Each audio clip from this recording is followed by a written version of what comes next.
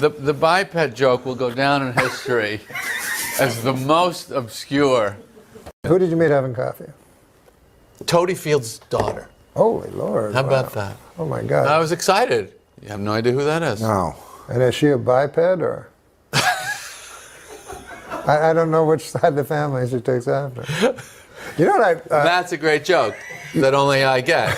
the big news is Oscar Pistorius. Yeah, huge news. And I don't like him, don't care for him, never did. Really? You don't like Oscar Pistorius even before he... What are you doing? I had something in my tooth. Okay. Okay. Yeah. I didn't like him. You're saying, I mean, a lot of people don't like him now that he murdered somebody, but, yeah. but allegedly. But also, really. Yeah. But yeah, I don't have problems with the murder. Right. But I never liked him racing with them things that look like something Wile E. Coyote would order. And what? Well, they you had a problem with him racing with his blades. His blades. He was the Blade Runner. Yes, he Those was. Teflon blades. I did have a big problem with it. My favorite story of all time is Pistorius. Oh yes, yes. The runner. Tell who Pistorius is. Well, you know who Pistorius is. No, but for the viewers that don't Pistorius know. doesn't know. Well, the viewers that don't know. South African gentleman. Well, some viewers don't know. A kid Well, he should tell it to some of the viewers who don't know who Pistorius is. He's an Olympic runner who ran with blades. Everyone knows who he is. Well, I wouldn't say ran with blades. I didn't ask you what you would say right now. You're off the track. Let's imagine you're a runner, with legs. Yeah. And then you go home, you go, oh, I lost, honey. Who'd you lose to? Guy with no legs. Wait, you're saying that you didn't like that Oscar Pistorius raced against people with legs? No, I don't. I feel that one of the basic requirements of being a sprinter is having legs.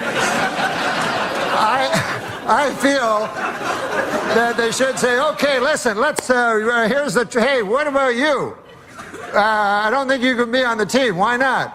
Well, you're not a biped. You have no legs, so scram. Okay. You take your time as long as you want. But get the hell out of here. No one's going with you on this. Nobody is with you on this at all. Except the feller at home that's like, that son of a bitch I lost my race to that got no legs. Are you saying he had an unfair advantage because he had these? Well, of course. He had rocket ships. They're not rocket ships. Okay. Andy, help me out here. No, it's still him running. Yeah. Oh, yes. Well, guys, I agree with you then. Oscar Pistorius is a scholar and a gentleman. All right. He's a murderer. They turned it around on us. Alleged murderer.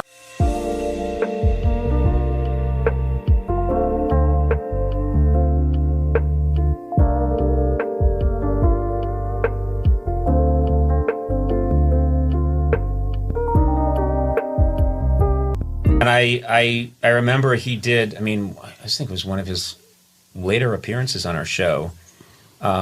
He went after Oscar Pistorius, who's the Blade Runner. Yeah, convicted of murder, and he was the one who famously had blades. He was born, I guess, without legs and had blades instead, and was this great Olympic athlete. And he went after him, and his joke was something along the lines of, I have no problem with him as a murderer. Yeah, I don't have a problem with the murder. But the murder, it's you should use your real legs if you're going to be. And it's you think about it, everything about that joke is completely wrong, and especially in this era that we're in, completely unacceptable. But it was Norm, and Norm would dig into it with this. And I know the guy to be extremely sensitive and to be very kind. Like almost too sensitive in many ways. Yeah. And yet he wasn't having any of if this you got to be careful here, or that joke that could really hurt people's feelings. Yeah. I think made some kind of deal with himself early on that across the board he was not going to care. Yeah. about Nobody's that. going to tell me what to say. Yeah, no one's going to tell me what to say, and I think, you know, His line was, one of the basic requirements of being a sprinter is you have to have legs. right.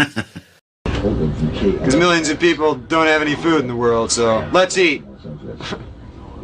So much to share, so much to eat. Which is a big problem not only in Africa but in the world. It would be nice. But there are those who are less fortunate. Perhaps you could Yes. comment on those people for us. Well, Jan Murray is, I think. Jan Murray. He's worse off. There's a direction there. How's that? Well, I mean, nobody really wants to be Jan Murray. Television and film that You'd always rather be yourself. musicians have now. That with the worldwide, and we have some recognition to some of the stations, including for us, Melbourne, Australia, EENF. I mean, you're not taping this, are you, Randy? Thank you. And then Roberta Duran says to the other guy, "No, you blow it up this time." Oh, Jerry Lewis, the actor, or Jerry Lewis, the telephone guy. Any of those caps that I wear, it's always a love. Either that or the hang.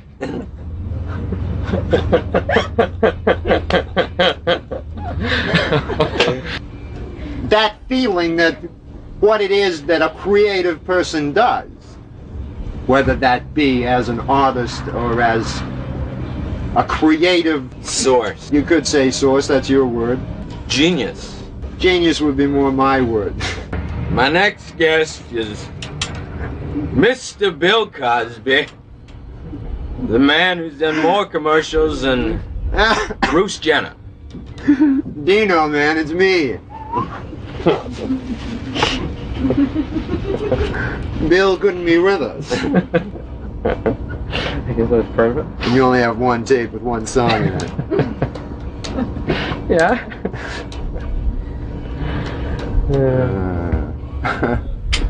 You ever played the lotteries? Yeah.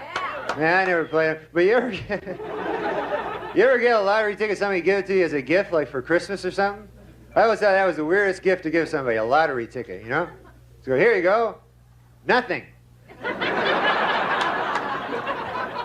That's nothing at all there. From me to you, a worthless hunk of cardboard. Because that's all it is, unless it pays off, you know? And that'd be worse. Imagine giving a guy a lottery ticket for Christmas that wins. You call a guy from like a week later, go, "Yeah, what's that, Bill? Yeah, I remember that ticket I give you. 14 million bucks, huh? Ah! Well, Merry Christmas to you then. What'd you get me again? Oh, you had a cup. Oh, that was some cup too, wasn't it? Guess no chance of that cup skyrocketing in value in the next little while, is there? You dirty dog! Oh, thanks. How you guys doing, all right? The weirdest show I ever see the dating game? That's a weird show. The prize on the dating game, another contestant. Talk about cheap, you know, they chuck you somebody else. And they always do the same thing on the dating game. They get a beautiful girl, match her up with 3 big geeks, you know? Last week they had a guy, I was like a crazy guy, loony bin, psycho, wingnut, crazy guy. You can tell by the way they introduce him, you know, they go, "Bachelor number 2 is a shadowy, lurking character. From no fixed address, please welcome." Guy comes shambling into the studio, well-thumbed copy of Catcher in the Rye sticking out of his back pocket area. And then they made the girls ask those questions. They always be laced with sexual innuendo, you know. Girl got to go, "Bachelor number 2, if I were a popsicle..."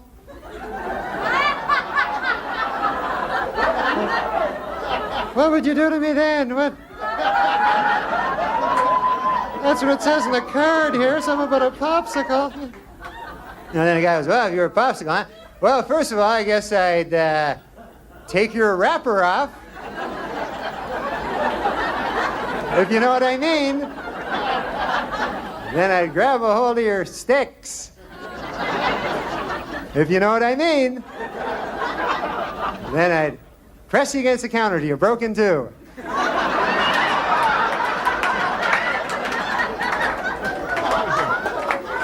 Put halfie in the freezer till later. You know what I mean? You understand what I'm getting at there? Crazy guy that turned out to be. I'm scared of letting go, go, go. I'm scared of letting go, go, go. I'm scared of letting go, go, go. I'm scared of letting go of everything and Mr. Norm Macdonald.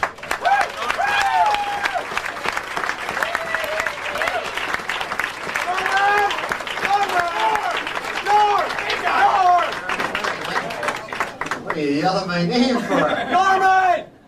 Shut the fuck up, man. We gotta do some thing here. Okay. I went to buy a dog. This guy tried to sell me the most killing dog in the world, a big pit bull. $600 pit bull, you know? And I don't want to buy that, you know? $600. Holy cow. You know, guy says, this dog will protect your valuables. You know, I don't even have anything that valuable, you know? I mean, I buy the pit bull. That would be the most valuable thing I own right there. I want a dog do things for me, you know? Fetch my slippers and things like that. You know, Pitbull won't do that. I say, hey, Pitbull, fetch my slippers. You know, Pitbull will go, I could kill you, pal.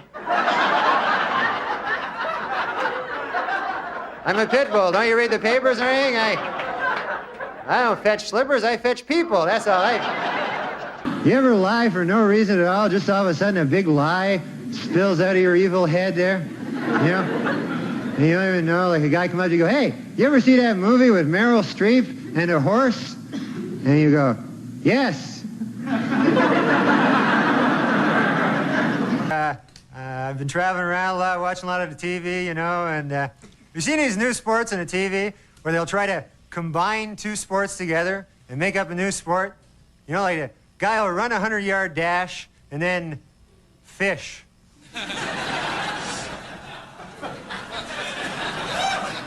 I bit my tongue today. That was about all. You ever do that? Man, that hurts, huh? Still hurts. And very embarrassing biting your tongue, you know. You just be walking down the street, minding your own business, you know. Doodly-doo, doodly-doo, doodly-ho! You ever meet those old guys, no matter what the hell they do to themselves? You know, they still grow old. Be the oldest bastard you ever met in your life, you know? I go, every day I smoke 4 packs of cigarettes. I drink a bottle of Jack Daniels, and I hit myself in the head with a shovel every day. So it's Mr. World contest on the TV. You ever see this? Big bodybuilding contest, the Mr. World. So this guy wins it. He's the best in the world. He's Mr. World. So then they say at the end, they say, hey, don't miss next month, the Mr. Universe contest. I don't know about you guys, but I'm putting my money on Mr. World on this one, you know. I have to buy something to protect it, you know, and then I'd be out, be shopping for Wolverines the next day, you know. I'd be going, what do you got in a timber wolf? Show me something in a timber wolf. What do you got? You got anything in a timber wolf there? What do you got? Okay, well, hey, that's it for me, huh? Hey, you guys have been great. Hey, enjoy this. Good night.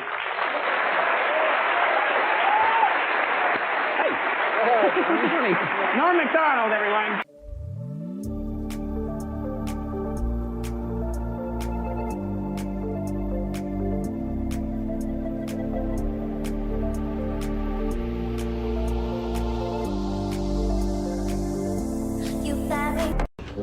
Because millions of people don't have any food in the world, so let's eat. So much to share, starvation. so much to eat. It is a big problem not only in Africa but across the world. And, it would be nice. But there are those who are less fortunate. Perhaps you could Yes. comment on those people for us. Well, Jan Murray is, I think. Jan Murray. He's worse off. There's a direction there. How's that?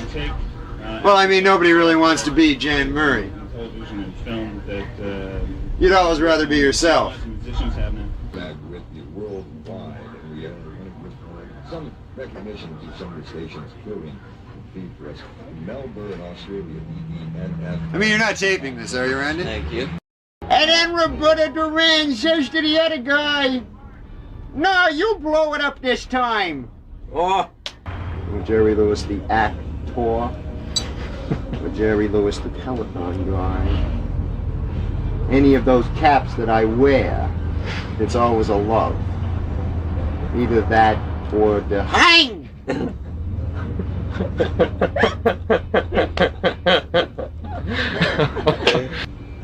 That feeling that what it is that a creative person does, whether that be as an artist or as a creative Source. You could say source, that's your word. Genius. Genius would be more my word. My next guest is Mr. Bill Cosby, the man who's done more commercials than Bruce Jenner. Dino, man, it's me. Bill couldn't be with us. I guess that's perfect. And you only have one tape with one song in it. Yeah.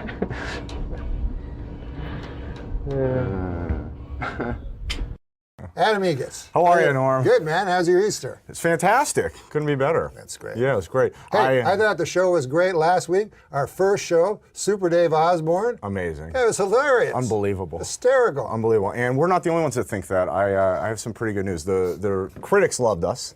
They couldn't get enough of it. All right. And more importantly, we officially are the #1 podcast on iTunes. So Don't know not anything too about shabby. that. But I will tell you about critics. What? You can't get wrapped up in that kind of thing because critics, you know what I mean? They're just one guy's opinion. Right. That's just one guy's opinion. Yeah, that's true. You know what I mean? Like what I like about the computer is it's interactive. Do you know what that means? Yeah, sure. It doesn't matter if you don't. I didn't either before today. But what it means is that the people that are watching, they can post their own reviews of the show. Absolutely. On the web page. Yeah, of course. So what I did is, and because that's what I care about. I don't care about Owen Gleiberman. Right, that's not who we do this with. I care about the folks at home. Right. And so Daniel Kellison gave me a big bunch of comments. These are comments. Oh, cool. From the internet. Oh, From great. People that listen to this. And I haven't read any of these. I'm just going to read them. Oh, I can't wait to hear some. Let's hear some. I'm going to read them live because this is a live show. I don't want to do pre-stuff. No. Do you like pre-stuff? No. Who likes pre-stuff? All right. So do you want to hear one? Of course. This first one is from MonkFan72. I love these guys' names. Yeah, that guy likes Monk. That guy likes Monk. He says, I love this podcast. It was great to see Norm Macdonald back, and Super Dave was the perfect choice as first guest. Lose the douchebag. He's talking about me.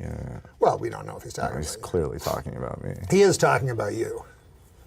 But listen, it's not bad news. It further elucidates my point, actually, because let's suppose this guy were Richard Corliss or Pauline Kael. I don't know if she's still working. I don't think so, but I get it. That would hurt, but Oh, this it is hurts, just one. trust me. This is just one person's opinion, but I have hundreds of other Well, people. all right, you're right. It's one guy, he's entitled to his opinion, and that's fine, whatever. And mostly they like the show. Well, good. Well, let's hear another one then. All right. Let's hear another one. What's the deal with that fucking douchebag? Well, that was about you. I mean, are there any good I'll ones? look. Okay. Not good.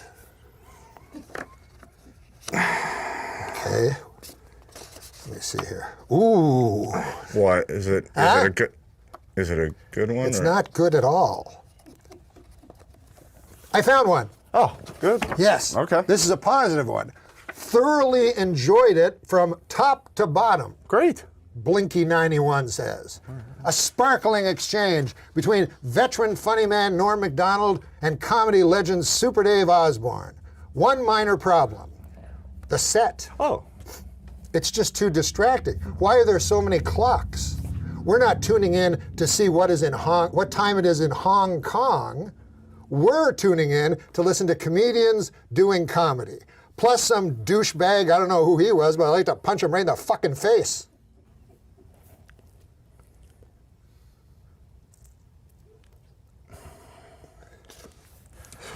Okay. I mean, We don't need to know what the people think. Well, no, I mean, it's hard, Norm. It's hard. I'm not used to this. You know why? Because you're just new to the whole I think that's part of it. show I mean, business thing. Oh, yeah, that. You know what it reminds me of? Huh. I read in a book one time about Saturday Night Live, which I was on. Yeah. And when it started out, Chevy Chase retired, then Bill Murray came on. Mm-hmm. Nobody liked Bill Murray. Nobody liked Bill Murray? Unfathomable today to think that. Shocking. But they did not like him because he was new. You understand? Well, I get it. I mean, that makes sense. So what he did, it was very famous. He went on TV. Yeah. He talked right to the camera, right? Yeah. And he introduced himself to the folks. Did it work? Said who he was. Of course it worked. Oh, yeah, it was Bill Murray. He's Bill Murray. He's probably the most successful guy ever to come out of the franchise. Maybe you're right. So why don't you just look at your camera and tell the folks who you are. All right, Introduce I'll yourself. give it a shot. Let's see what works. I'm Adam Egat. I work at the world famous Comedy Store. I'm the manager over there. Before that, I was a manager at the Tempe Improv, and I don't know what I'm doing, I'll be honest, and I'm not an actor, I'm not a comedian, but I'm just gonna try my best, and I'm gonna do the best I can, and I hope the people watching at home will give me a chance to I don't know, just give me a chance. And I did this as a favor to Norm. I'm not an actor and I'm not a comedian. This guy says your face looks like a cunt. I can't even change that. It's not the first time I've heard that, but.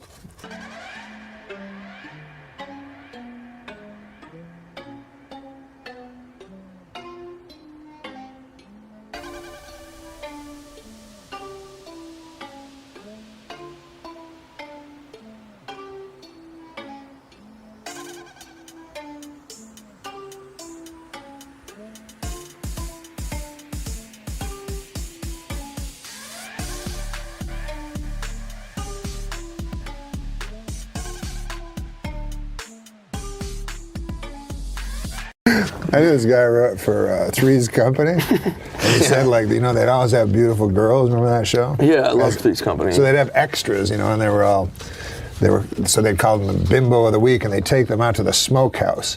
But John Ritter, he wasn't like a Lothario or anything, but you know who was? Furley? Furley. You got it. Of course. Mr. Furley. So he says his big line would be, he'd say to girls, he'd go like this, he'd go, I'm married, but it's not going well. Oh my God. And then he'd put booze in when they weren't looking, like comically, when they weren't looking away, he'd put booze into their booze. Oh my gosh. And then, but he'd go to a hotel in Burbank and have sex with them. And then one time the hotel owner asked, he had a big 8x10 he wanted to sign, so Don Knotts had to go to another hotel. Oh my God. It's not going well. Not going well. Jesus. Mr. Furley, imagine that fucking wake up the next morning. You're some fucking saucy bimbo, fucking the ultimate 21 years old. You're expecting Richard Klein at least. Anybody, yeah. Very least. Jesus. Anybody. Susan Sarandon. Mr. Furley, relax. Just take it. Oh my God, he's hyperventilating. Give him there. Just relax, Mr. Furley. Take some air in. Take some air. Oh, no. Mr. Furley, come on. Mr. Furley, relax. No, don't hyperventilate. Breathe. Breathe. Mr. Furley, get some air in. Breathe. Okay? Okay, now, Mr. Furley, listen to me carefully. Well, thank you for helping me. He's had a relapse.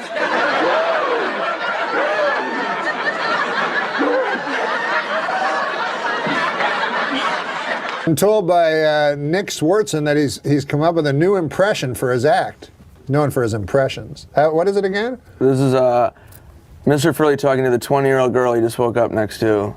Or no, he's in the middle of sex with her. I'm coming in your butt! Oh my God.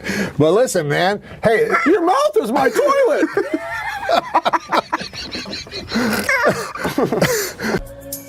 I need your love. You free my mind. I need your love. Yeah, you free my mind. I listen listened to an interview you gave Larry King, and you said the ruin of Donald Trump will be his addiction to playing the halls, right? So he's a great performer. He just wanted to be you, like he wanted to be a stand-up comedian, and he just accidentally became a president? My guess would be that his plan was to make a big splash, lose. Oh, that's not good. What should we do now, Joyce? Just don't answer, okay? If it's possible. No, I won't answer. Yeah.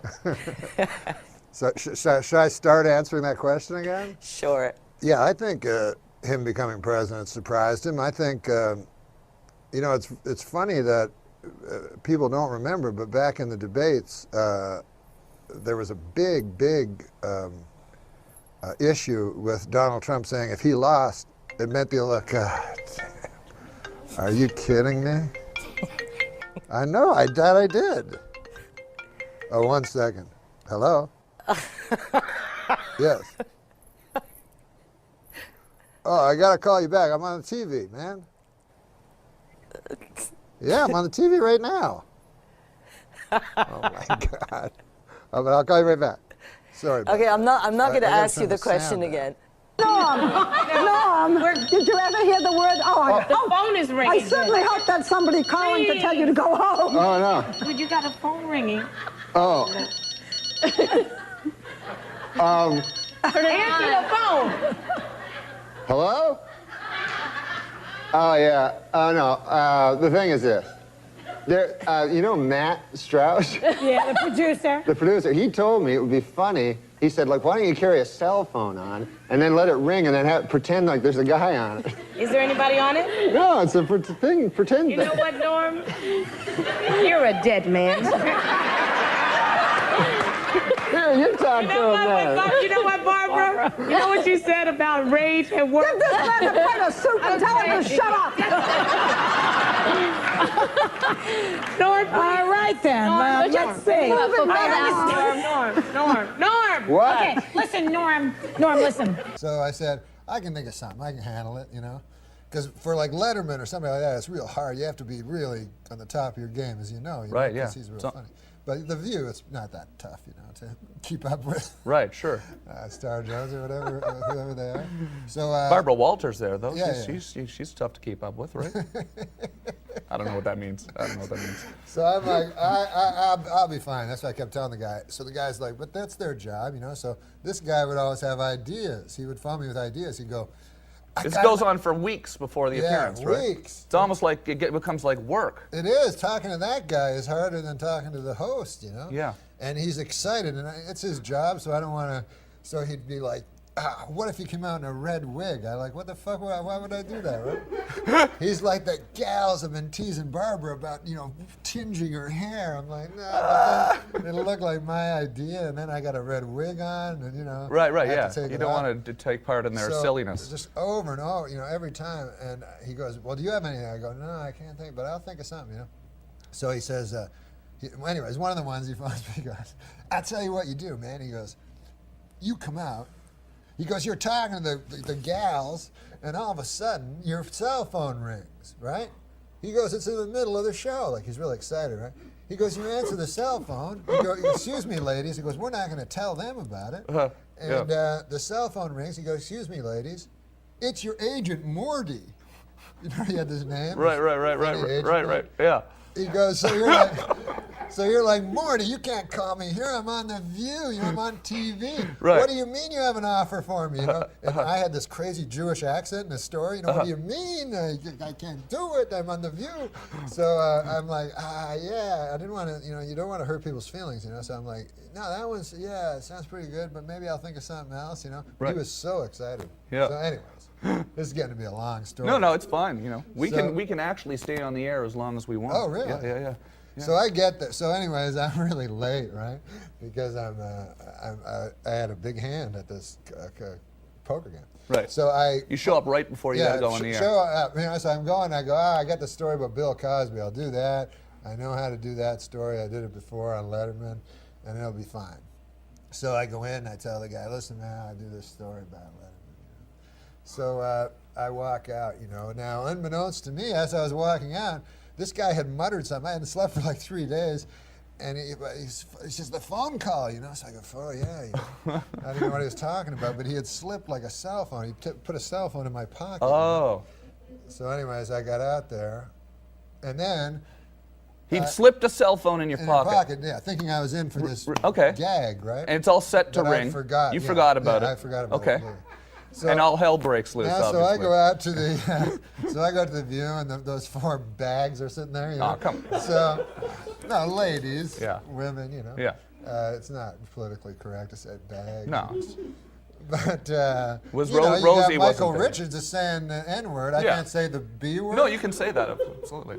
I want to talk later about now they have the F word for fag, which is really strange. Yeah. But the guy from Grey's Anatomy got in trouble for saying. Yeah, the N guy, the N-word guy. The F word. No, but he was an N-word guy, wasn't he? I can't remember. That was the irony. Everybody's no, he was African American. Everybody's going nuts out there. He was African American. Yeah. Said the F word. He said the F word. It'd be funny if you were an African American, you know, if you were a racist, you would not say African American, maybe you'd say the A word. What's the A word? The African American. Oh, yeah, yeah. But so I go on the View. Yeah. So this is what had happened to me a month previously. This was whenever the first election was, the Bush. Right. Bush against Gore. Al Gore. Yeah. The first time, right? I know nothing about politics, you know. And so. But this is right after the election? This is before the election. Okay. Before the first election. So what happened was I got a call from this guy, Ben Stein. You know that guy? Sure, yeah. So he said, how'd you like to meet George Bush? He's running for president, you know? So I go, holy fuck, that would be cool, you know? Meet a guy running for president. Maybe later he'll become president, and I'll be his buddy, because this is how naive I was, because I knew him like 2 months before he became president. Right. So in Hollywood, you know, obviously very liberal, right? So so Gore showed up, and it was like Barbara Streisand and every giant star in Hollywood, right? So when Bush plane came down, literally it was me and Ben Stein. We were the celebrities. Right. So it was really lame. And then when George Bush came out with his wife, he said to her, "See, I told you he'd come," about me. Right. They were expecting maybe it would just be Ben Stein. They're really happy that 2 celebrities showed up. Right, sure. You know, and real peripheral celebrities. So, but it was cool because everyone hates George Bush and stuff, so I got to go on his airplane and talk to him. I talked to the guy for an hour. Got to hang out with him. Well, yeah, so it was really cool. You know, I don't know anything about politics, but it's cool to meet the guy that's going to might be the president. You know what I mean? So, anyways, what did you talk to Bush about on his plane? I talked to him about I don't know shit about politics, but he didn't know much either. He hadn't really been elected yet. No, he hadn't been elected and everything, and I told him some jokes, and he sometimes he'd go like, "There's mics" or something like that. Yeah, it's not a very interesting story. Right, that's cool. But see, it's a many. This guy's been just sitting here listening to the whole story. That's why we haven't even introduced ourselves to him yet. What's your name? My name is David. Where are you? I'm just outside Montreal. Montreal. Okay, hold on a second. Okay, so you're about to walk out. Yeah, so I go on The View, right? Yeah. And I'm supposed to I said, I'll talk about the Bill Cosby story, you know? So anyways, the lady from The View goes, take a look at this picture. And show a picture of me standing beside presidential nominee George Bush. And then they're like... You're on The View now. Yeah, I'm on The View. And they're like, what's going on here? That's what the lady says to me, one of the ladies, right? Like it was a fucking Which picture was it? Star of, Jones, Meredith Vieira? Who's the fat black one? Well, Star Jones left the show, though. She's not on there. There was a fat African American. Star Jones, I think. Yeah, that was the she lady. lost a lot of weight later too. Yeah. It was big. There was a big brouhaha over that. Was there? Yeah, but so she asked you that. So she's like, "What's going on here?" Right? And it's just a picture of me with a guy running for the president. But the way they said it, it was like that picture of Kurt Waldheim with Hitler in the fucking woods, right? I'm like, I don't know. Like, what's wrong with this, right? So just to be crazy, kind of like, and just because they kind of got under my skin, I don't know nothing about politics or nothing. I said, well, it's better than that guy that's in there now. That guy murdered a guy, Bill Clinton, right? Right. And then they're like, what? And I go, they go, what? So I go, well, he murdered a guy, remember? Some guy killed him, because I remember somebody died. Right, sure, yeah. Someone who had committed suicide. Yeah, absolutely, yeah. And I heard a crazy conspiracy thing that they killed him. So you just start, yeah. I'm like, he killed, don't you remember that? You know, but I'm acting like everybody knows it. Like I'm just acting like a retard. And then Barbara Walter goes, you're walking a pretty thin line, mister. And I'm like, I thought it was a matter of public record. Barbara, you're a newswoman, back me up, you know. It kept going on, and it was like, fucking, you know, and I remember she kept going like, you're one piece of work, mister, like getting really they're really crazy taking you seriously, yeah. Yeah, Not remembering that, you know, the jokes on shit, Weekend Update were... So I just did it to be like stupid, and then, so there's just like, you know, the audience like confused, you know, and the ladies are all angry. All of a sudden, I hear like coming out of the thing, like cling, ding, like it's a fucking fire alarm or something. What the fuck is that? And then I remember it's my phone, you know, my cell phone, this joke. Oh, yeah. The producer backstage saw that everything was going to hell and decided to fix it, you know. So like, I go, oh, yeah, I go, Morty, man, this is a bad time to call because all the ladies hate me now and stuff like that, you know. And Barbara Walters goes, what the hell are you doing? Like, she's just... Right. I go, nah, I know I'm a little scared. I go, I don't know. The guy backstage, he told me that it would be funny if I pretended my Agent Morty called. And then there was like about 5 seconds of silence. And Barbara Walters said, we'll be right back. And then they gave me the boot. That is on YouTube right now? That's on YouTube right now, apparently, Bill. Yeah. Have you queued it up? No, I don't have it yet. Oh, you don't have it? We should try to find that. Oh, my, that's uncomfortable, huh? Have you been asked back? No. No? I thought it was fun. Oh, yeah, no, that's awesome. You love those uncomfortable moments, though, right? I like it, yeah. Like with stand-up, if I bomb, I really, really like that. Yeah? Yeah. Do you ever get like that? Oh, yeah, all the time. Every night here.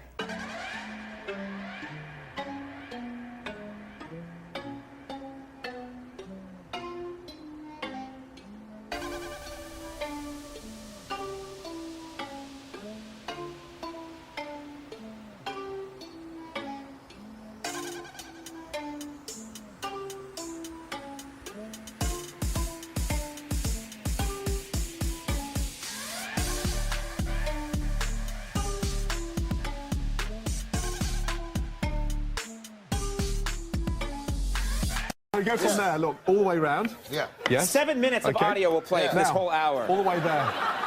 Once you've gone all the way two round. guys. All right, here we go. Yeah. Conan, pay attention, please. Yeah, Watch. all right, I'm over here. I got my own orange going. Okay, watch. All the way round, so take off the skin. You're not teaching me, you're just showing off. Nothing but making out. All right. It's like 9.5 weeks, but Carrot Top. We were doing. Wow! I gotta check out that movie. Is it called 9.5 Seconds? It's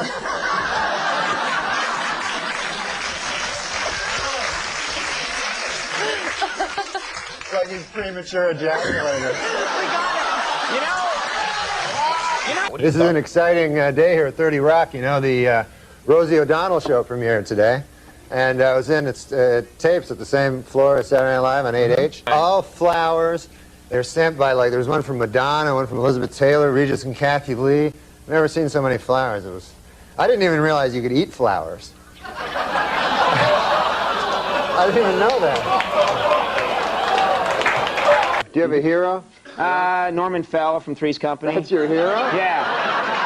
Mr. Roper. Yeah. Oh, Mr. Roper? Yeah. That's not a good hero. That's all I got. Better than this guy's hero is some gay porn actor. But anyway. What are you talking about? I don't know. Insane. No. What do you say? What's the movie going to be called? Well, I know what it's going to be called. Yeah, what's that? If it's got Carrot Top in it, you know what a good name for it would be? What's that, Norm? Box Office Poison. She's in it. What about my career? Courtney Thorne Smith, the girl sitting to your left, is in the movie. I'm going to go see it for fun. Now from there, take your bag. All right. Okay, now we'll do one each, okay? Why would you become a cuck? Come on, Norm, keep it together. Okay. It's not that bad.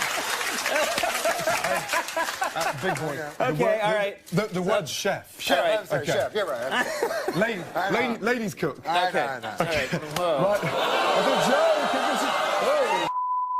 We dated a guy once. Well, we dated and we broke up. And to get back together, he gave me like this little G-string outfit. You know, like this little, and I was like, wait a minute.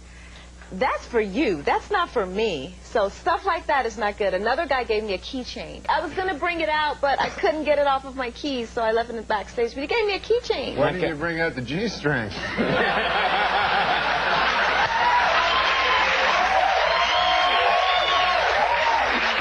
Let me tell you, gay porn all the time? Cut to a single. Just of Norm, really? Gay porn. I enjoy gay porn. I'm not gay. Gay porn is a genre that just cuts across all demographics. You know? Young people, old people, straight people, the gay people enjoy it. Everybody likes gay porn. But this guy really likes it. No, There's this movie coming out. Yes. Title undetermined at this point. Chairman of the board. Oh, all right. Do something with that, you freak. I bet the board is spelled B-O-R-E-D.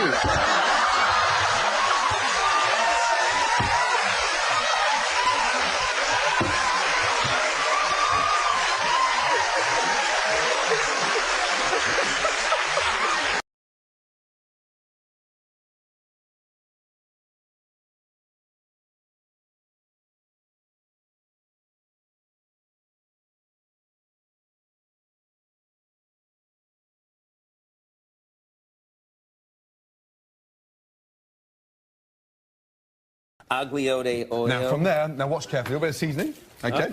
Whoa, okay. Norm, you're making me feel dizzy standing there looking busy. Right, here we go. This is cool. I'll tell you one thing, man. I'm not eating this in years.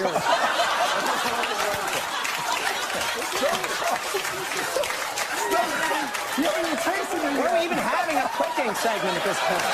Why would there even be a cooking segment? Ruined my reputation, you know. I'll Just tell you in something. passing. This guy is not gay. If anybody's not gay, it's this guy. Oh, I'm so... Seriously. I am so totally straight. Oh, yeah. No, you are. You are. I love the ladies. No, he does.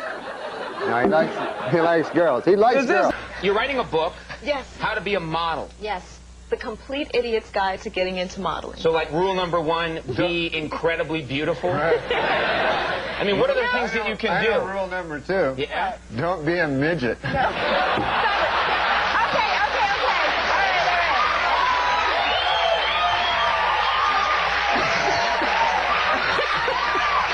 A very bad fall at the X Games in January. It frightened a lot of people, and let's take a look at that clip right now.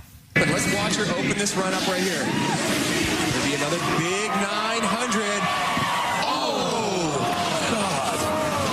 Wowzers. Wow, that's what you... that is tough to watch. You don't want to do that. No, don't do that. It actually looks easy.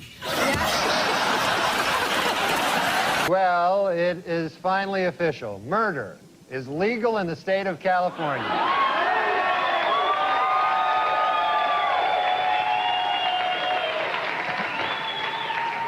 A down-and-out O.J. Simpson, depressed that all of his money-making ideas have failed, has decided to go back to doing what he does best, killing people.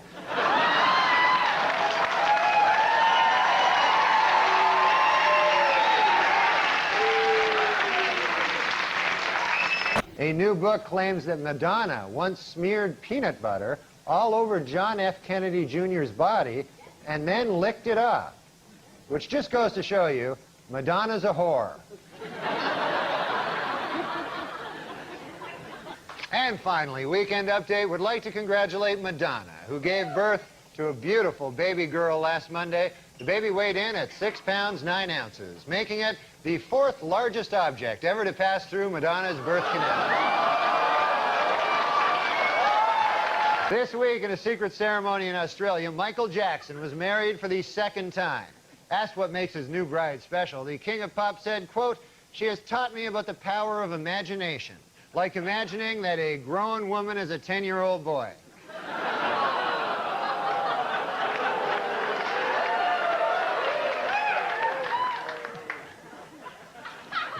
You know he's a homosexual pedophile, right? You understand? Sources report that Michael Jackson's baby is due February 27th, and it's going to be named Michael Jackson Jr. Michael plans to be with the mother during the delivery. In his words, to make up for not being there for the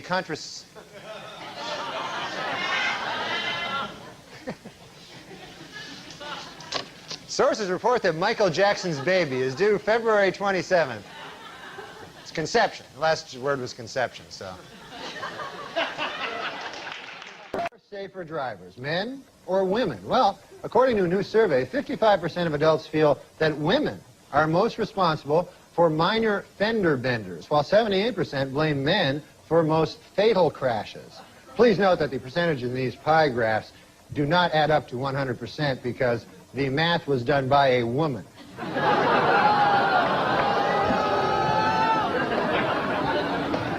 For those of you hissing at that joke, it should be noted that that joke was written by a woman.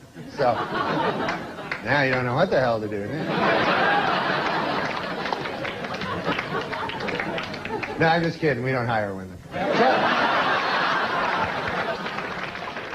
I came in and he was supposed to be the my guide through SNL, and it turned out that he is a shit stirrer. I'm not going to guide any lady through comedy. That would take me, first of all, I'd have to figure out how a lady could do comedy. You know?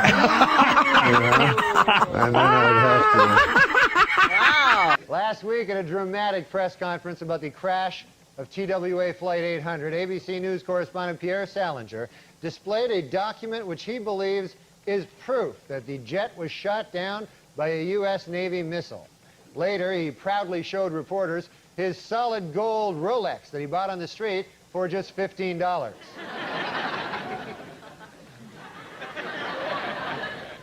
That's one ugly bastard, isn't it? Lord. Here we see the president and the first bitch. Gosh, Hillary looks pretty in this photo here, doesn't she?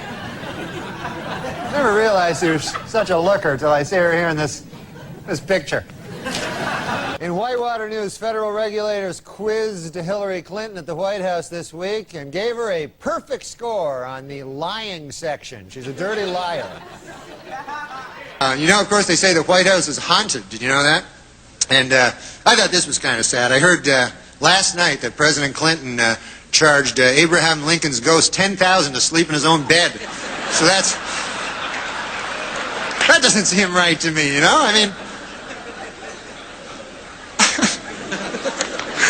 No. But look, the president, you know, has come under a lot of fire for raising money, but, you know, he's good at it. He's good at raising money. That's not a bad thing. Every president's done it. It's just that President Clinton is very, very, very good at it. Do you know he has organized in the past year over 100 fundraising dinners and over 200 fundraising midnight snacks? Did you know that? Is he laughing? Is he?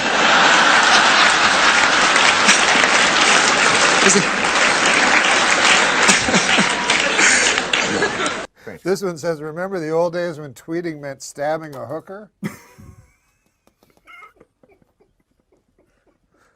Bob liked that one.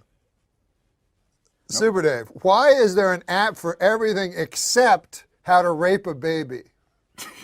Jesus. In just 2 weeks, Mike Tyson's main event app has become a top seller on iPhones and iPads everywhere. There are already plans, as a matter of fact, to... Hold on, folks. We have some breaking news to report here. This, just off the wire. Reuters News is reporting now that the Mike Tyson app has just raped another app.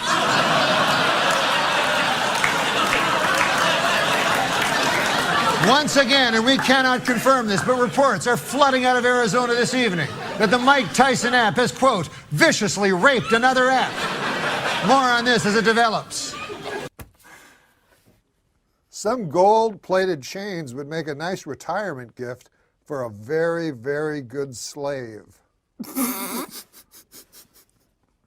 Well, this Are was, you serious? well, this was written. Are you serious? This was written years Did ago. you just write that? I didn't write Did it. you just say that? No, I read it. This Saturday, I don't know if you're aware of it, was 420, and so it was a madhouse over there. It's April 20th? No, 420. Yeah, it was April 20th, but 420. You know 420. No, what's that? How do you not know? You've never heard of 420? No.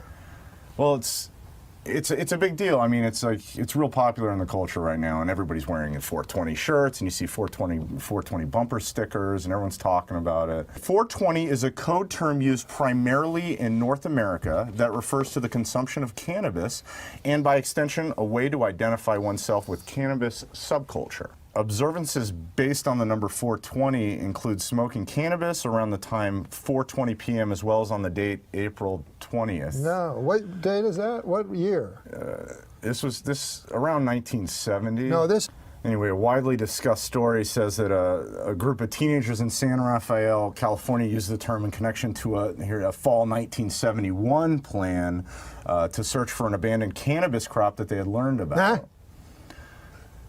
You know, dogs and humans love to run because it apparently gives them a natural high similar to that of marijuana, according to the University of Arizona.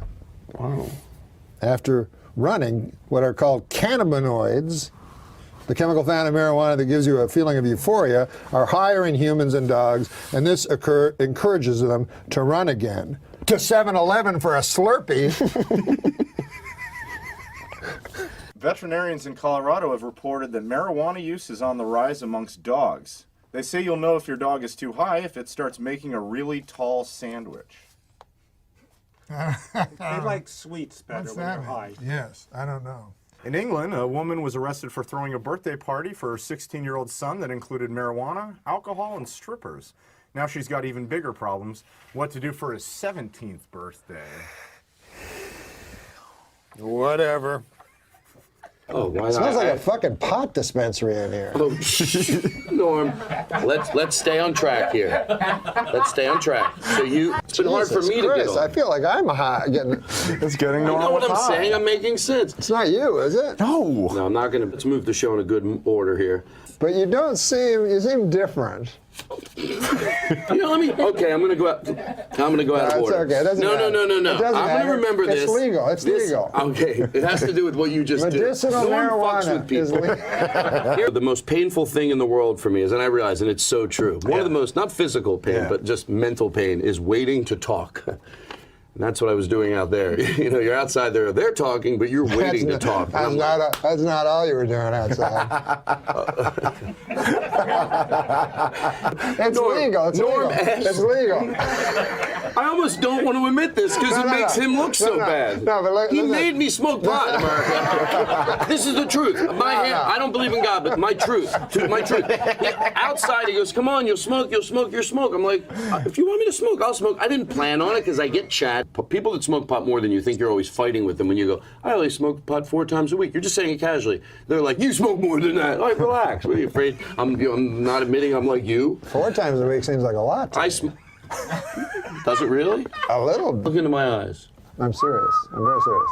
No, I don't know who Bill Boggs is. The name sounds familiar. Oh, shut up. What are the odds smoke came billowing out of my mouth after half an hour? Really? You think your audience is that dumb? They're going to sit home and go, oh, my God, Todd Glass, a half an hour into his interview, smoke came billowing out of his mouth. Do you think we stopped saying N-rig, which means, or N-rich, or nigger-rich, or nigger-rig, which were terms that some people are going, were they terms? Because, well, it's a fine. Or do you think we just shouldn't use people? Or what they say when you, hey, stop with that joint there, you're...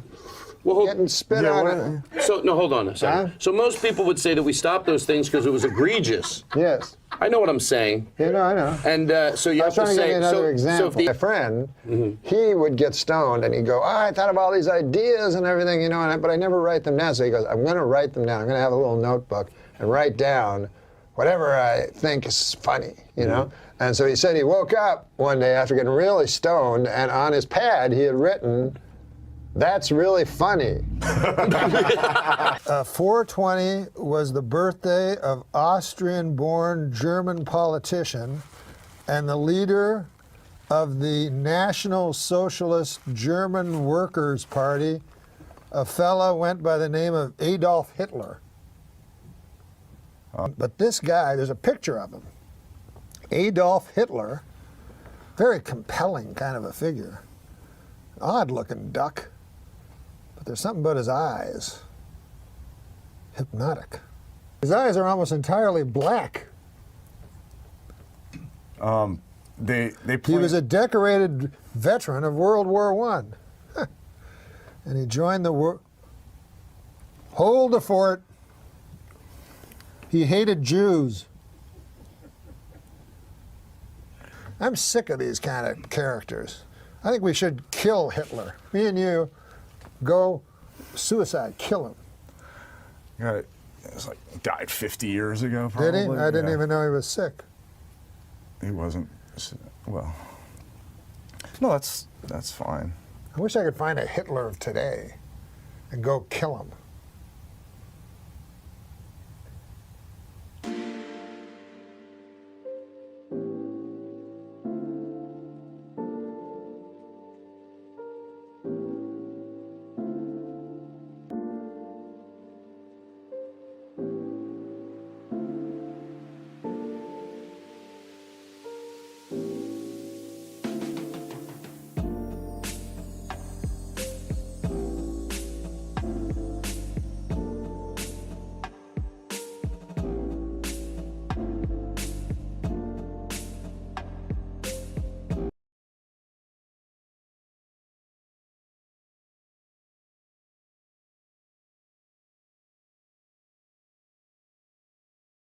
Hollywood prostitute Divine Brown has written a book describing in lurid detail exactly what she did with Hugh Grant.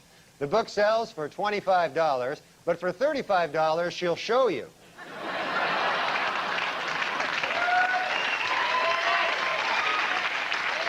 At the White House this week, President Clinton officially came out against same-sex marriages.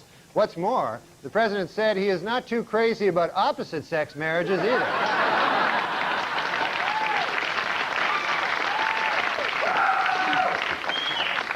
A new FBI study shows that for the first time, Americans are more likely to be killed by a stranger than a loved one or acquaintance. Their advice? Introduce yourself to as many people as possible.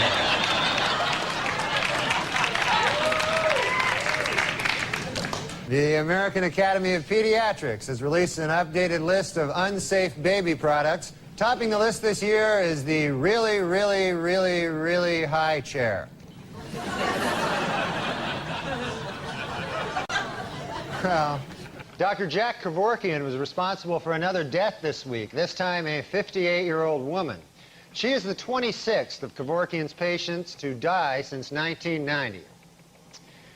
When are people going to realize he is not a good doctor? Do not go to this man. The richest girl in the world, billionaire Athena Onassis, celebrated her 10th birthday this week. What's it like to be the richest girl in the world? Well, to give you some idea, at the party, they had 2 cakes.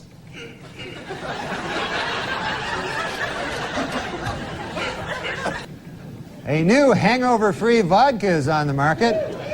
Yeah, the ads claim that the 80-proof vodka is so pure, it's virtually headache-free.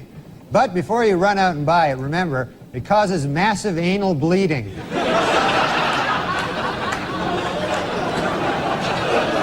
Julia Roberts told reporters this week that her marriage to Lyle Lovett has been over for some time. The key moment, she said, came when she realized that she was Julia Roberts and that she was married to Lyle Lovett.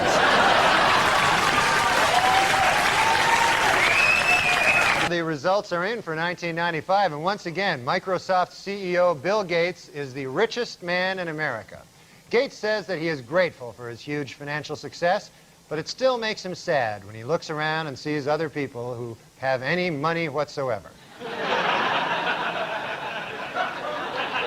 In a brilliant move during closing arguments, Simpson attorney Johnny Cochran put on the knit cap prosecutors say O.J. wore the night he committed the murders.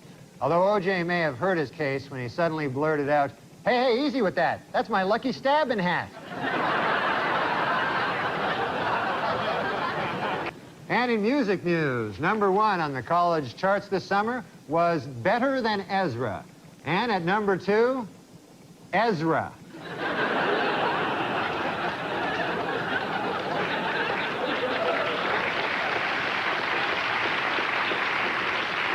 According to a controversial new biography, Elizabeth Taylor likes her lovemaking loud, rough, and frequent.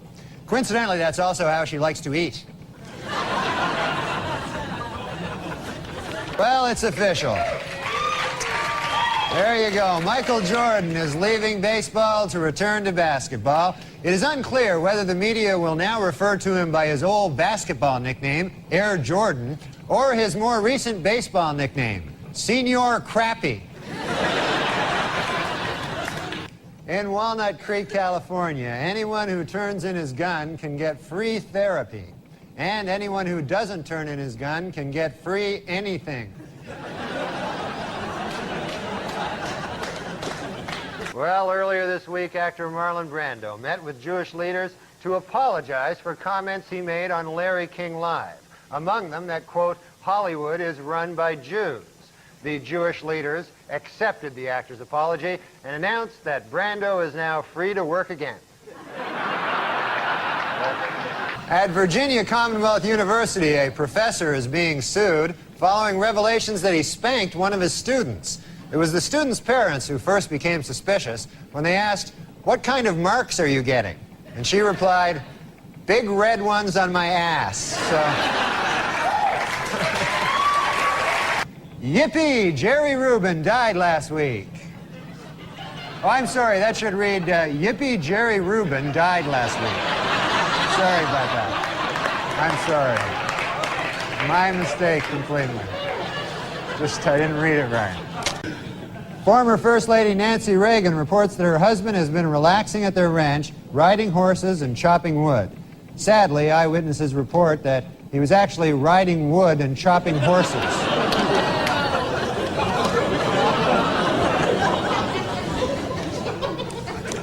It was revealed this week that mass murderer Richard Speck, while serving a life term in prison, was videotaped with hormone-induced breasts, snorting cocaine, and having sex with a man.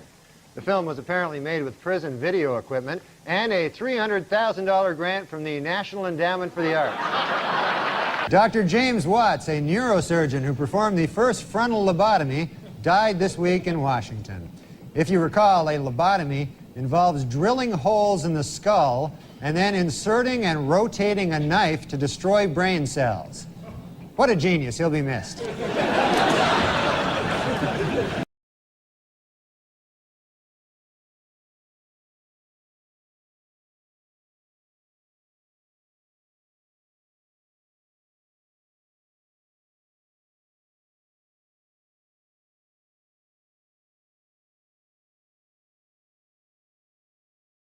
World have ordered their ride, the Extra Terror Estriel, to be shut down until it can be made scarier. When the attraction reopens in 2 weeks, it will be exactly the same, but missing 6 bolts.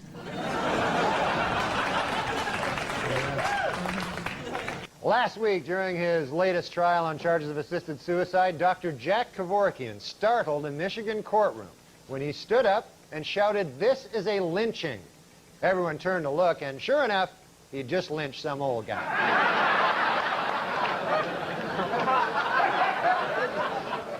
Garry Kasparov tied Deep Blue, the IBM supercomputer that can examine 200 million positions per second, in the 4th game of their 6-game series.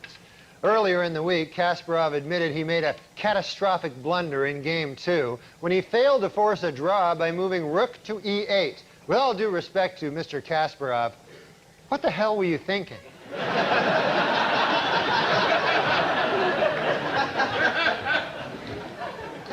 A French man who calls himself the Snake Man was arrested this week after climbing up the side of a Manhattan high-rise.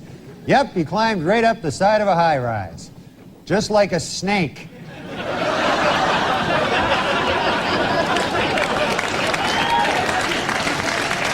In North Dakota this week, a hunter narrowly escaped death when a pocket knife in his breast pocket deflected a bullet shot by another hunter. Man, you know we have too many weapons in this country when people are getting shot in the knife.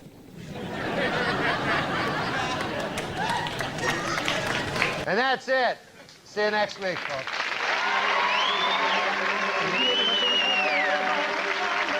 Norm Macdonald has died. He was 61. Norm Macdonald was 61. It is a generational thing. I'm 61 years old, young. I say 61 years. Right. I say 61 years experience. I have more than that. My legs, my arms jowls. are thin. My arms are thin. I used to have jowls. I don't have jowls. I have more chins than How old are you? Huh?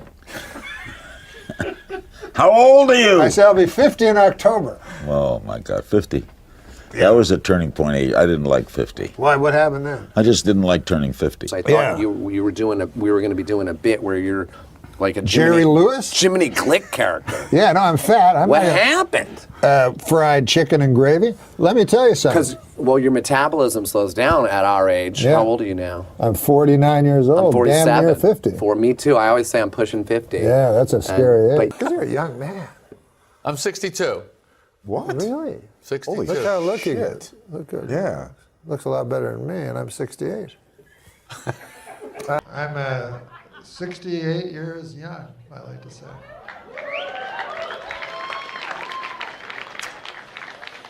And I'm a more mature man than you are, I believe. I don't know. Might be have a few years on me. I don't know. No, I'm younger than you. Oh, okay.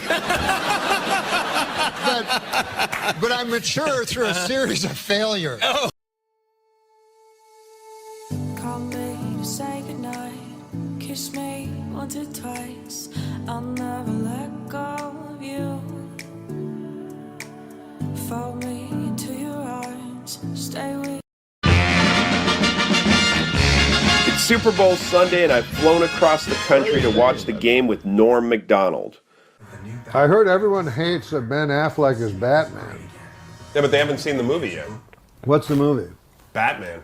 Norm is one of the funniest people on earth, and maybe the most original. To a podiatrist's office. A moth goes into a podiatrist's office. Right? You are correct. From his first TV appearance on Letterman, You don't look a day past zero. I'm not kidding you there. his Saturday Night Live, his movies, and even most recently playing Colonel Sanders on Kentucky Fried Chicken commercials. It's finger licking good. He twists comedy in ways that don't seem possible. But one big news story: Twister is the big what do you call it? Movie. Yeah. Twister's the big movie, and I got some news. Apparently now they're thinking about Oscars for the movie. Yeah. They're thinking of Best Actor for The Wind.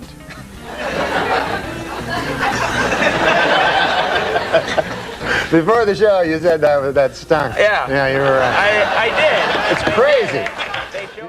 Come and sit. The football game is about to begin. I show up during the pregame. Some celebrities crave attention or surround themselves with handlers. Not Norm. He's just a guy in an easy chair chomping down tomato sandwiches as fast as his mom can pump them out. Do you want to sit down with us or no? And in foreign news today, there's this. You know, my favorite update joke was, yippee! Jerry Rubin died today. I'm sorry, that should read, yippee Jerry Rubin. That's a good one. I like that. I remember that one. Rumor was he was going to be replaced as a KFC pitchman on this day. Same dream. It's true. Fake Colonel pretending to be me. Norm jokes about how on the set that day, no one would tell him the truth. But also, beyond that, wouldn't they think you'd go back if they were not telling you the truth, right? Yeah, I don't know what they thought. It was all strange, but... Not that he cared much. All right, here we go. Norm has developed a habit for tweeting throughout sports events. He's also a veteran handicapper. The proper bet is Denver. Denver, okay. You wrote Deaver.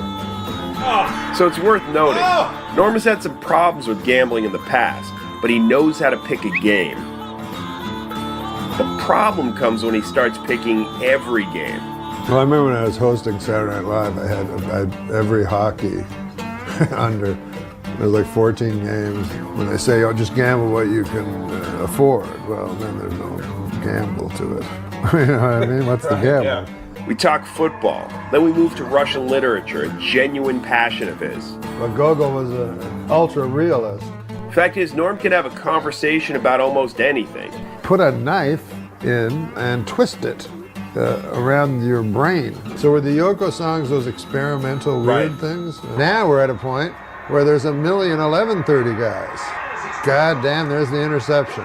We talk about his career, but it's not to boast. Norm rarely boasts. It was so hard because I had to act in it, you know what I mean? And I can't act, so that was... Norm is not just good, he's the best. I didn't steal them, I paid $1.50 for these. He's unlike virtually anyone I've ever heard tell a joke. He tells winding stories that seem to die, then he keeps going and they spring to life, like a 13-minute John Coltrane solo. And in this hellish facade once How long a drive was this? We head over to his other condo to watch the game with his son. Ah, what are you doing? Just like before, Norm sits down, opens his laptop, and we watch football. Oh, no, that's going to look bad for Cam. You got that hit out because it takes too long. It's no longer like I'm with a comedic genius or even an interview subject. I'm just hanging with a guy named Norm. By the ref. I understand why David Letterman had him on as the last stand-up of his late-night show. He's not sentimental, and I say in truth, I love you. Oh, my God. He's just a genuine guy.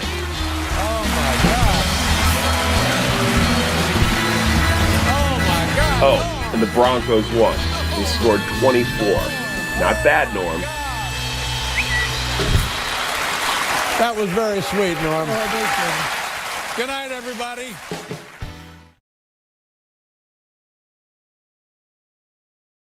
Wanna get da da da da da da da da da da da da da da da da and get this fixed. Come just da da da da da da da da da da da da da da. Just touch my lips. I thought my life's pretty interesting too, you know. So this is me. This is my show is called Norm? Norm plus one.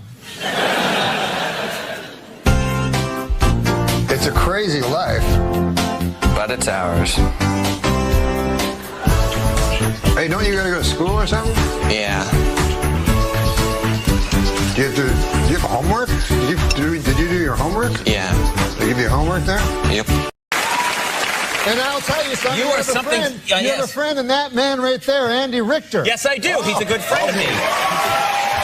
Thank you. He's a good friend. Yeah, and when I came to Hollywood, Andy was a good friend to me. Oh, he was nice to you when you first came here? He was absolutely. We had nothing, you know. We were just starting out. I was working at Artie's Deli coffee shop. Bussing tables, you know, and stuff like that. And he was always there to help me and stuff. He was the first guy I actually met. He was he had some pylon on the TV and stuff, and he was really so sweet to me, you know. And he said, I want to invite you over to a Hollywood party. No, I was just a farm boy from Canada, you know. Sure, yeah. And Canada, yeah. Yeah. And a big nation up to the north. Sure, yes, powerful nation. Lovely people. So I said, wow, here's my, Andy Richter's going to show me, I'm going to go to a Hollywood party. How exciting, you know? So he said, yeah, he said, it's going to be a pretty wild party. You know, I'm not used to wild parties. I said, what is a wild party there? You know, I don't get out much. He says, oh, you know, he's like a little drinking, a little fighting, a little fornicating, you know? I said, wow, man, that sounds pretty good. I said, what time should I show up? He goes, anytime, it's just the two of us. Now... Came over, didn't you? A little fighting, a little fornicating. What's he, an old pirate all of a sudden? Ah. You notice how I didn't say it's 11. Hey!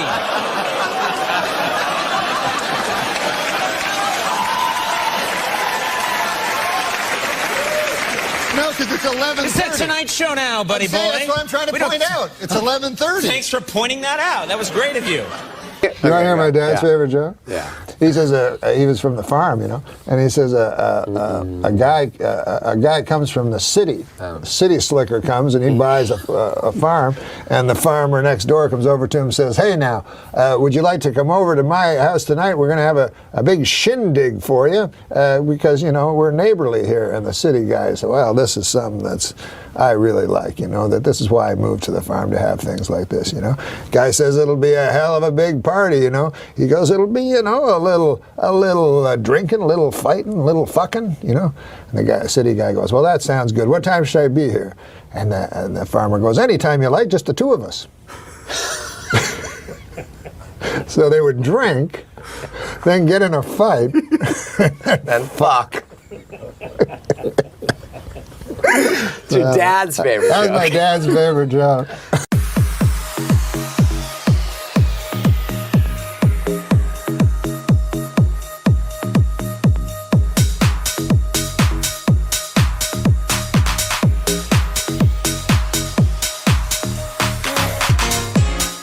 He said, welcome to the neighborhood.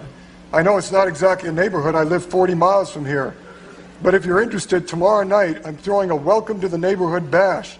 There's going to be a lot of barbecue, some drinking, some dancing, and some wild sex. Would you like to come? And Morty said, sure, but what should I wear? The cowboy said, it doesn't make any difference. It's just going to be the two of us. Thanks so much for listening to Cinephile as we continue. I'm Adnan Verg, joined by special guest Norm Macdonald. Wait, why is Jeff Goldblum on? Well, yeah, sometimes we have all these TVs up here in the studio. There's maybe a story about Goldblum going on. He's looking kind of creepy there, isn't he? Yeah, usually you can tell by the picture.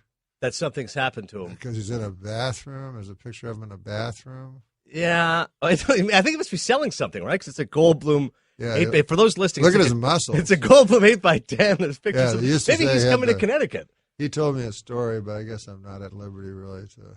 That's okay. I'll I'll tell you off pod. Please do. Two Canadians here.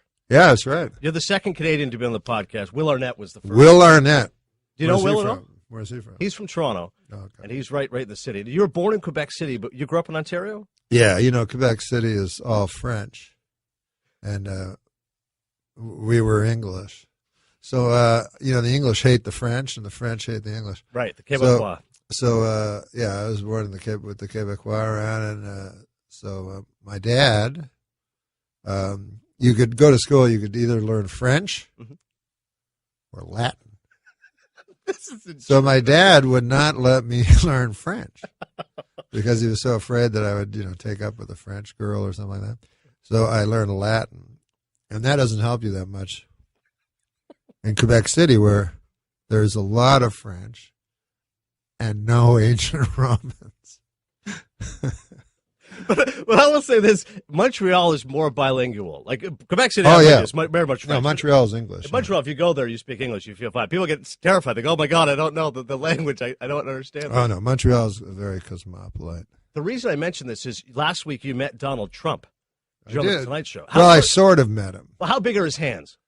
I didn't really shake his hand. Okay, this is what happened. I have met him before, and he does have gigantic hands. It's like shaking the hand of a Holstein cow.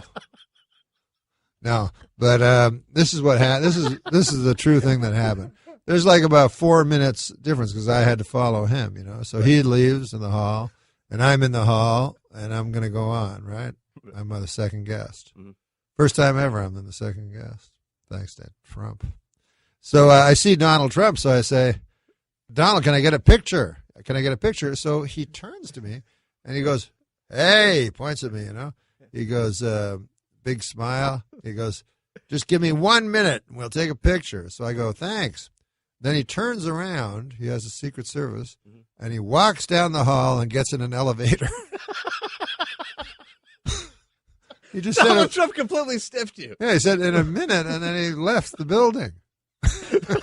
The oldest trick in the book. Give me 1 second. I'll be right back. Exactly. Just standing there at a ball game. Can you sign my ball? Oh No. my God! Well, the reason I mentioned I this, remember Euchre. I was with Euchre in a booth, In Arizona, it was a spring training, and so all the fans were trying to reach up, to hand him balls to sign, So Euchre would sign a ball, And then he'd hand it to me. He goes, here, fucking sign it. So I go, no, I don't want to sign it. Like, they don't want me to sign. He goes, sign it, man. So I go, all right. So I'd sign the ball, and then the guy would get it. I'd go, oh. Like, I completely devalued what value Euchre had just put on the baseball. That's not true. It's more value with that. Probably worth less than an actual baseball at that point. I want to get your thought. This is why I'm concerned about I mean, the a election. store-bought baseball. Because as Canadians, we're not allowed to vote in this country. No, we can't vote. And people keep saying, no, you have to. Barry Melrose is like, no, you have to apply for U.S. citizenship so you can vote. This is the most important election of our time. And I looked up the rule. I don't know if you ever went this far, but in order to apply for U.S. citizenship, there's a caveat there, Norm, that says you must renounce all loyalty to any other country. And I said, hang on a second. Like, I'm proud to be in America, but I'm a proud Canadian. You can't be a loyalty. dual citizen? No, it's you can, but you have to renounce loyalty to Canada. Oh, I see. I don't want to renounce loyalty. Yeah. Is that your reasoning as well, that you've never... No, my reasoning is that the test is way too hard. You know what I mean? How many Supreme Court justices are there? How many stripes on the flag? I don't know. Like, our flag has a leaf. Like, here a flag is so important. Like, you can't burn it. Oh, you can't burn the flag. You have to stand for it. Yeah, Canada, it gets cold, you burn the flag. I mean, there's a leaf on it. It almost invites incineration, Especially like the prairie provinces. They don't really... In Saskatchewan, go ahead. Yeah. OJ... The Saskatchewan Rough Riders and the Ottawa Rough Riders. 8 teams in the CFL, 8 teams. and both had the same nickname for years. 2 of them. The first question Americans would always ask me. Yeah, They ask about but there's Don no Cherry. answer to it. No, there is no answer. It's just a really good name, though. I don't think there's... Fantastic name. It's Yeah. also an American name because, Teddy Roosevelt and the Rough Riders. So I don't know how it came to Canada, but no one has the answer to the question. Your brother's a journalist at CBC, isn't he? Yeah. You should ask him. Yeah, he should do it like a documentary and try to figure it out because no one has the answer. Seriously, ask people. They're like, they laugh, and I go, no, but seriously, yeah, it's funny because you used to listen to football games on the radio. Mm-hmm. It would be very confusing because they'd be going, the Rough Riders have it at the 5-yard line. Bad news for the Rough Riders. If the Rough Riders get it here, the Rough Riders are in big trouble. You go, what what's going on? So, SNL Weekend Update, you were tremendous. And so much of it was not only your delivery, but also your fearlessness. And it's one of the greatest jokes ever. I encourage everybody to go look it up. Norm was talking about Lisa Marie Presley and Michael Jackson, and he said they've split up, citing irreconcilable differences. She's more of a stay-at-home mom. He's more of a homosexual pedophile. Oh, that's a terrible thing to say. You were fearless. Like, did you have any... I remember Lauren saying, you better, if you don't want to be sued by Michael Jackson. And I go, no, but secretly I did. I was like, oh my God, that'd be the coolest thing ever. It'd be like, and now Michael Jackson versus Norm. I'd be like, oh my God, this is, cool. How could that not be good for your career? But Don Ohlmeyer, because he was buddies... Don Ohlmeyer was the, for the folks at home. Right. Was the executive in charge of entertainment for the entire network of NBC. And only because you were making scathing, hysterical jokes at O.J. Simpson's expense, who's now back in the news because this show was a huge hit. He's back in the news. Well, the show, I should say, his name is back in the news. Like the Emmys, Sarah Paulson won, the show won. What show? Oh, the People versus O.J. Simpson. Right. And then the O.J. documentary, 30 for 30, yes. on ESPN. And I think you should get more praise for the fact you were attacking him, rightfully so. And just because Ohlmeyer was buddies with him, it was like, hey, you can't touch O.J. It's like, well, what do you mean? Like yeah, why wasn't I in that movie? Oh, the 30 for 30, that's true, actually. Or the 30 for 30, yeah, they could have put that on. Or the drama, you know what I mean? Yeah, People versus... They could have had, like, Jay Moore going, hey, what's going on? Could have had... Hey, Lisa Marie Presley. That hilarious impression. David Letterman needed a Bette Midler moment that final week, and he got it from you. Oh, that's what I was thinking. Because, and it was so great. I watched it again. Not that I meant to cry. No, I didn't mean that, but I wanted to do one of his jokes. That was my idea. It was awesome. It was amazing what you did. You went on, you were stand-up. It was the final week of Dave's show, and you said growing up in, I love this, by the way, you said growing up in Toronto, Canada. Nobody ever says Toronto, Ontario. Yes. They like to make it very plain. They do. Toronto, Canada. They do, yeah. And you said there's a joke that Dave used to tell. You tell it. You know the joke. It was on a show called 90 Minutes Live, hosted by Peter Zosky.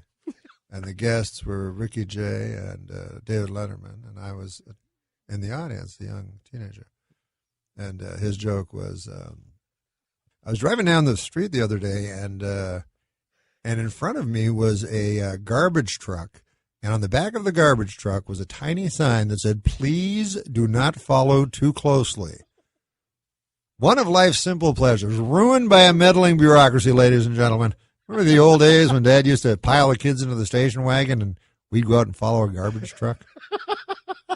You then turned to Dave and you said, we know Mr. Letterman does not like the mawkish or the sentimental, but if something is true, then it is not that. And Dave, I love you. Yes, that I didn't mean to say those exact words. I certainly didn't mean to say I love you. But yeah, that was I just thought at that moment after the joke I should say something because everybody was being so cool about it before that. And like you say, there was no Bette Midler moment. There was no one saying, "We'll miss you" or anything like that. Everybody was just trying to be cool, you know? Yeah. And he was a very important person to me, David Letterman. Because he defended you when Omar. Well, no, but more than that, I think he changed the entire culture. He changed how people speak, you know, almost like ESPN changed the way that people speak about sports. And you know, maybe David Letterman is responsible for ESPN. No, there's no doubt. He was a huge influence. Dave used to come here because he's such an auto racing nut. He'd come here and watch the F1 races and stuff. Oh, is that right? They would let him in the back, and he would just go and set up. Oh, you mean because there were they didn't have that capability like in the early '90s. Right, Formula One race or something. He's like, "Oh, I'll just go to ESPN and come in here." I'm like, "Oh, there's Dave." That's what I would do for football back when because of course there was no dish or anything like that. And in New York, all you could watch was a Jets game in the morning and a Giants game in the afternoon, and they both sucked. They were horrible. Right. And there were all these great games going on. So I would go to NBC and watch the feed. There'd be every game. Right. And then I'd pretend to be an announcer. I'd turn off I still do that when my son lets me. He hates when I do that. But I switch, like on DirecTV, and I go, now let's go, you know. Right. Well, you got a red zone now. You can just watch one channel. Yeah. Well, no, I don't do. I do my own red zone. Oh, so you like to do it. And at this time, make a welcome to the bandstand, the great Jackie Byard.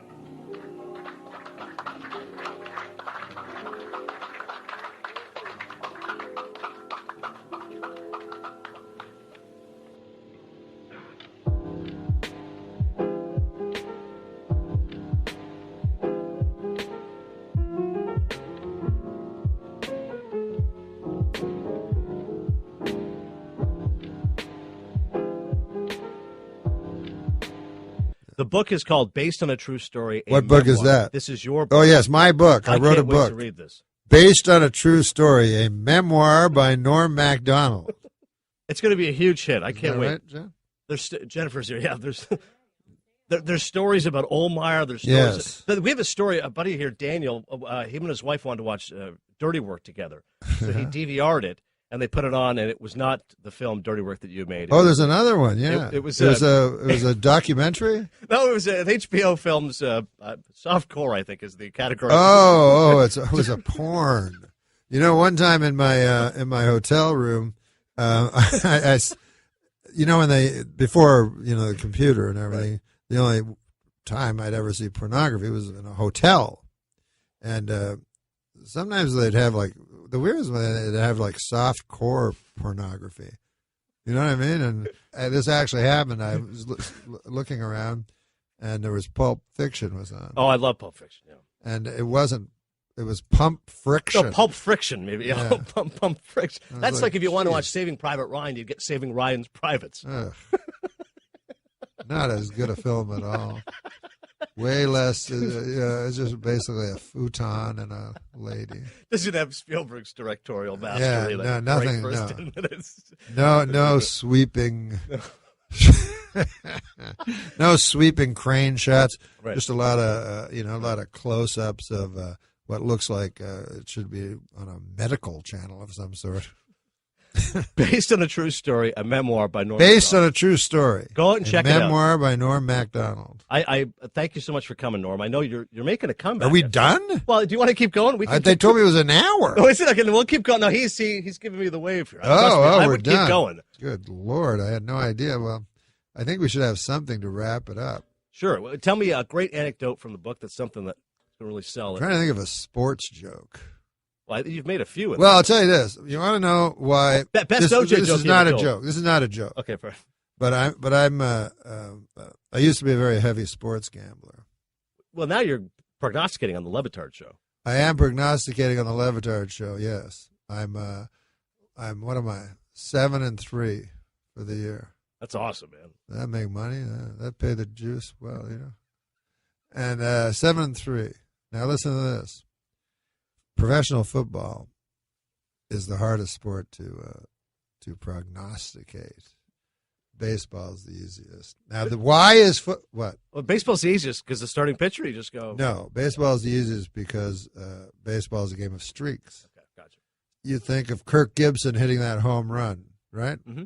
Against the much better team. Oakland A's, yep. What game did he hit that home run in? Hit in game 1. Game 1.